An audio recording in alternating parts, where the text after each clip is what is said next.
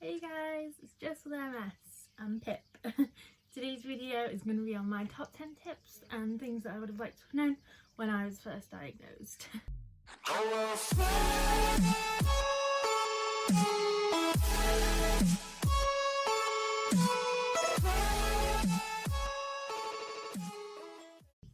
Some of the things that we talk about in today's video might not be easy, some of them are very simple. Some of them are things that it might take a bit of time to get there with, but this is just from my personal experience. Some of the things I can't do, but I think it would have been really helpful for me to be able to do them. So I'm going to tell you what I think would have been good, even if maybe I'm not there myself. So starting out easy, when you're first diagnosed, I think it can be a little bit confusing and you're trying to get your head around what it is that you've got and sort of how that's going to affect your life. So I think one of the best things you can do when you're first diagnosed is visit the MS Trust website.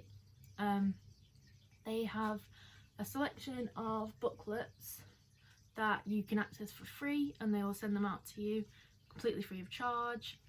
They have ones on general MS, on what it is. They have ones on the different types of MS.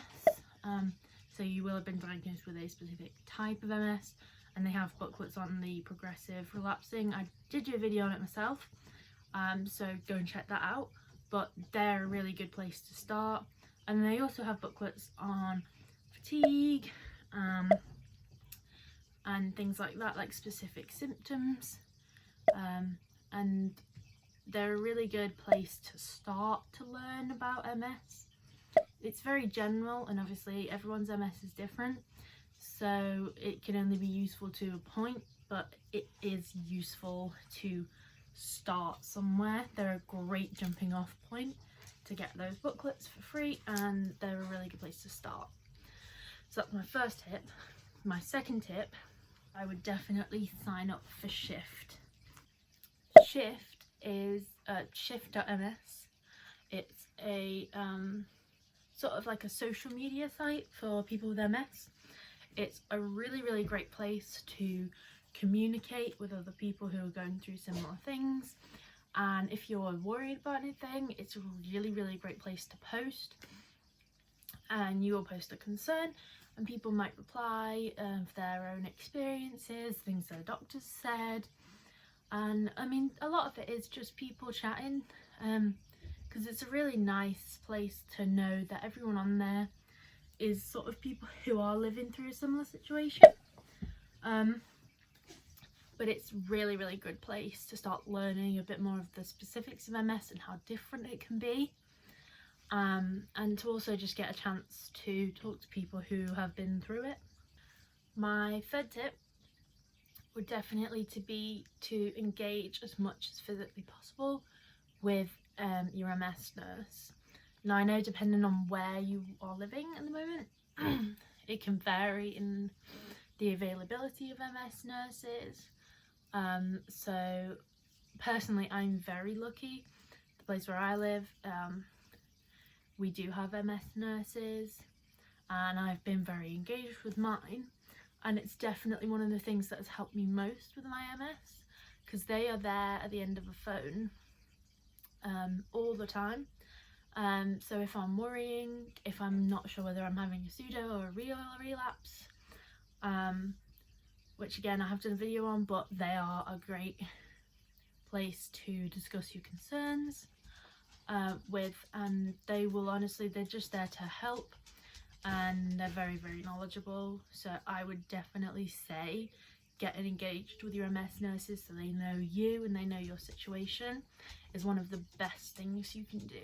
Another tip I would say is to remember how different everyone's MS is. So really just try not to, I know it's a really difficult thing to do, but try not to stress about other people's MS. Because when you go to clinics or treatment centres or you see people online, everyone's MS is different. And I think it was one of the things that my neurologist said to me, you know, you're going to go to this treatment centre, You might see a lot of people in maybe wheelchairs, but that doesn't mean that that's where you're going to be. Also works the other way. If you see somebody whose MS is maybe not as severe, then that doesn't mean that if you follow the same treatment plan, if you do whatever healthy lifestyle they're doing, it doesn't then mean that you're going to be able to get there, because MS is like a fingerprint. Nobody's is the same. Everyone has different experiences, different symptoms, different severities. So I think something that I would really try and stress for you to do is not to stress out about other people's MS. It's a great thing to do to share your perspectives with other MSs and get their experiences, but you do have to keep in your mind all the time that their MS is never going to be the same as your MS, and you shouldn't stress if you see people whose MSs are slightly different to yours, you see people whose are severe maybe, that you aren't going to just magically get there because you have MS.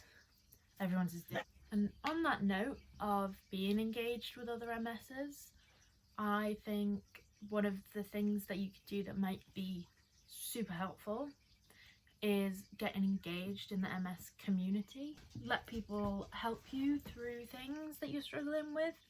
Let people's experiences help you, support you. I'd definitely say engaging in Shift, in Facebook groups, in support groups. It's a really great thing to do, because it's just having somebody who understands what you're going through, and maybe you just need a little bit of support at that time. But even though everyone's MS is different, they can help.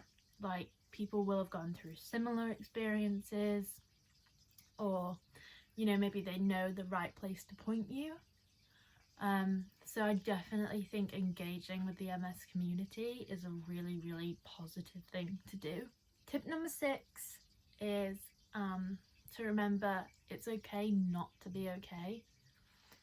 This is probably one of the hardest tips to get there with, something that I think we probably all struggle with. But I think when you're first diagnosed,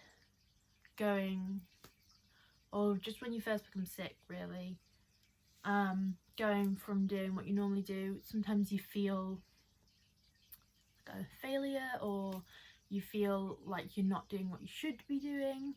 And I think it's something you have to remember, that it's okay not to be okay. It's okay to spend weeks in bed and do nothing. It's okay to struggle mentally. It's okay to be not alright physically, mentally anyway, and that's fine.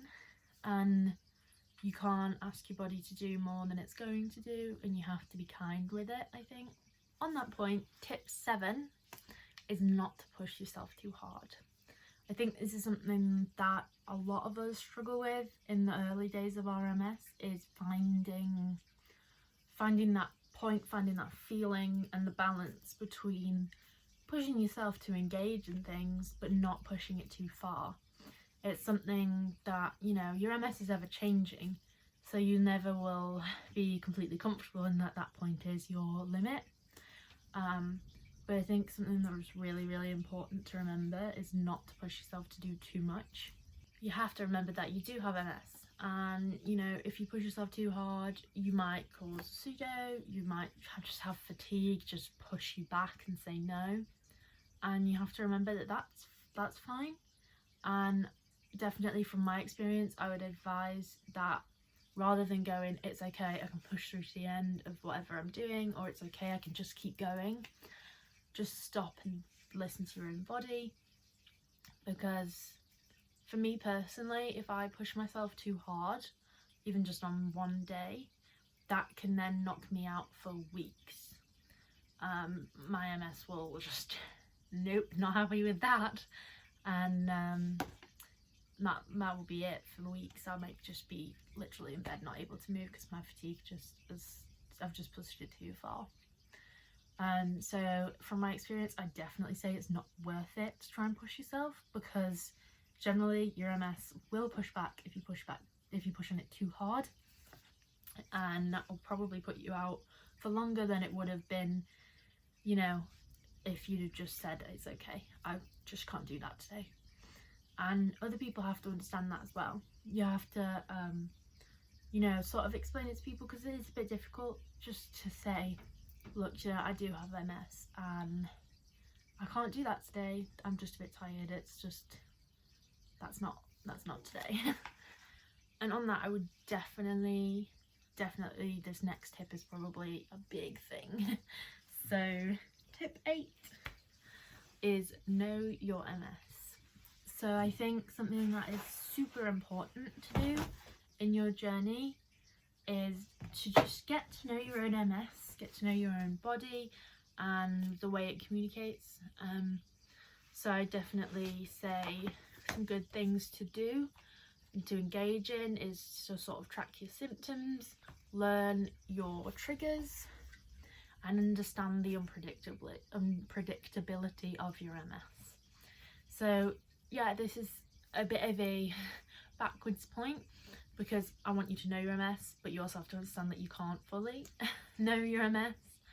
So I think it's really important to understand maybe some triggers for you.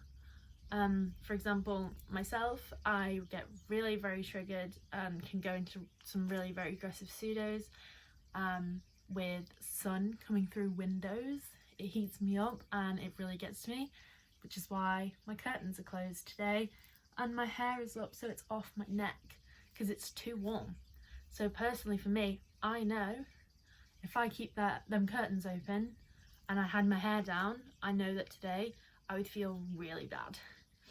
And I think understanding little things like that can really help your MS, can really like help you get on with things better, because you aren't going to be setting yourself off all the time.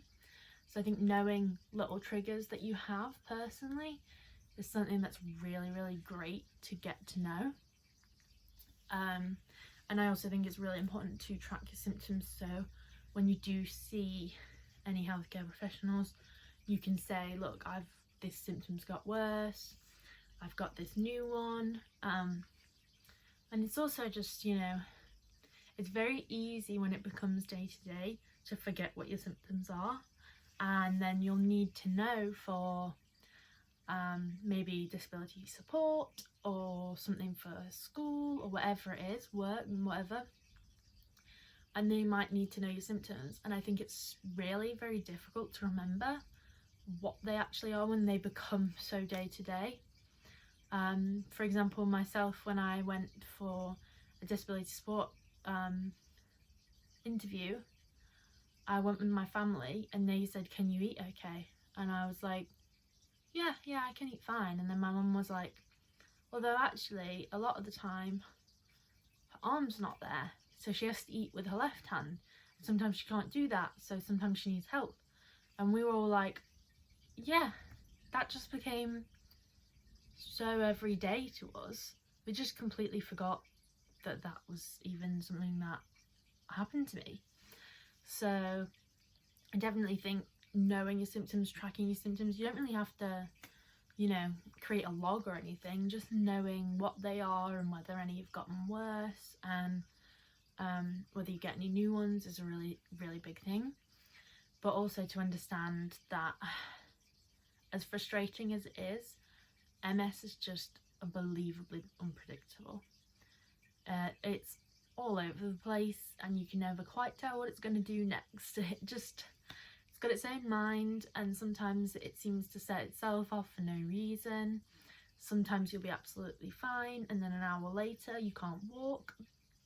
And I think understanding that yourself, it takes a long time to get there with. That was one of the things I struggled the most with when I was diagnosed. I like to control things. I like things to be in order. And for me, the fact that I could never ever control this and I could never predict what was coming next was really difficult. And it's also important in terms of sort of planning things, because you have to know that, yeah, you can create plans. It's a really good thing to have to look forward to. if you are going to plan something, you just can't know what your MS is going to do. Sometimes I plan things the next day because I'll be feeling great, and that next day it's just not happening. I just can't do it. So I think to understand that, get your head around that, that it is unpredictable, and not to try to control it or plan it too much is something that I would definitely try to work on. It's really difficult, but I would try. And point 9 is just to keep hope, to keep fighting. It can be really difficult when you're told, look, you have this chronic illness and there isn't a cure. There's nothing we can do to magically fix you. That's a super hard thing to hear. It's a super difficult thing to get hit with, really. But I think you have to remember there's so much they can do. There's the symptom treatment, there's disease modifying treatment, which I'm going to do a video on at some point because I personally have had Lemtrada. And there's so much research going on that, you know, we never know what they are going to come up with, and, you know, they might make a cure at some point. They're not telling you you can't live anymore. They're just saying your life's going to be different now. So yeah, you might have to get used to doing things slightly differently, or choose a different path. But I think to keep that little hope and fight alive in you is super important, because they are always doing things and they are amazing, so they might come up with something. But also, you know, you can still do things with MS. MS doesn't mean that's it. I've done amazing things inside MS. I know people who have done incredible things since they were diagnosed. And, you know, it doesn't mean that you can't do things anymore. You have to get used to doing things slightly differently, but you can still do whatever you want to do. And my 10th and final point is on embracing moments of joy in your life. I think it's very easy to get weighed down by not being well, just things going on, especially at the moment with everything with COVID going on. And I live in the UK, so we are in the second lockdown. I think it's very easy to get weighed down, but not just now, I think always. It's easy to focus on bad things and to focus on not feeling well, and to just get wound up in that. And I think one thing that is probably the best thing, the biggest tip I can give you, just embrace moments of joy in your life. Just embrace those little moments of happiness. Otherwise it's just gonna spiral in negative thoughts. You know, you are gonna get lost in them. So I take moments to cuddle my dogs, spend moments with my family, and when you're in those moments where you are happy, you just have to embrace it and remember it and just hold those moments, because that's what we're fighting for. Those moments are why we keep battling MS, to just keep living them moments of joy. So I think to hold on to them and to keep them inside, so when you are going through a tough period, you remember, this is why I'm fighting MS. This is why I don't give in to it. This is why I'm going to keep pushing. Because life is living for those little moments of joy, wherever it is for you, whether it's doing certain activity, spending time with certain people. I think just remember to spend those moments and just embrace them, and just hold them close to remind you why you are fighting this, and you can fight this. So that is my top 10 tips I know some of them are going to take quite a while to work towards actually getting there with, but they are things that I think really genuinely would be helpful to remember whilst you're first diagnosed, and continue to remember and hold on to throughout your MS journey. For me, definitely. So thank you guys so much for listening, and check out my Instagram if you want to know when I'm going to be posting, and I just post bits on there as well. So yeah, like, follow, subscribe if you want to see more, and if you want to just follow my journey. But thank you very much, guys. Bye.